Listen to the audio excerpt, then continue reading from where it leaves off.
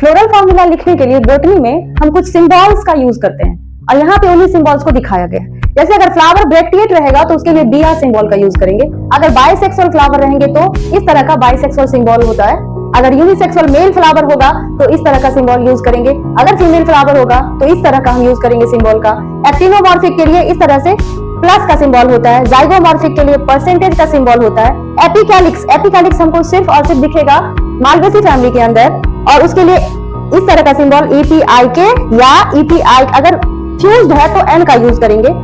Calyx के लिए K का यूज करेंगे और अगर बहुत सारे कैलिक्स हैं और वो फ्यूज्ड हैं तो इस तरह से हम सारे नंबर्स को ब्रैकेट में बंद कर देंगे। कोरोला के लिए CN, जैसे 5 कोरोला है तो वहां पे N की जगह पे 5 आ जाएगा। एंड्रोशियम के लिए हम इस तरह से A और N अगर जितने नंबर में स्टैमिन रहेंगे वो। और एडल्फस मतलब कि यहाँ पे बहुत सारे एंड्रोशियम है यानी कि स्टैमिन्स हैं और सारे बंडल्स में है, इसके लिए एडल्फस टर्म का यूज होता है। गाइनोसियम के लिए इस तरह से JN का यूज करेंगे और अगर वो सिन कार्पस कंडीशन है यानी फ्यूज्ड गाइनोसियम है तो उसको इस तरह से हम ब्रैकेट में बंद कर देंगे।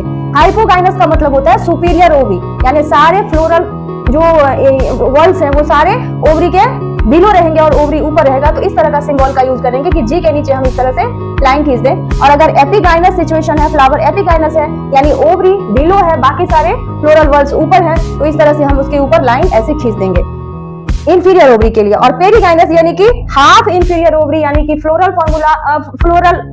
वर्ड जितने भी हैं वो और ओवरी अगर सेम लेवल में होंगे तो इस तरह से हम G के सामने इस तरह का लाइन कर देंगे और इसका हम यूज कर सकते हैं floral formula. Best of luck.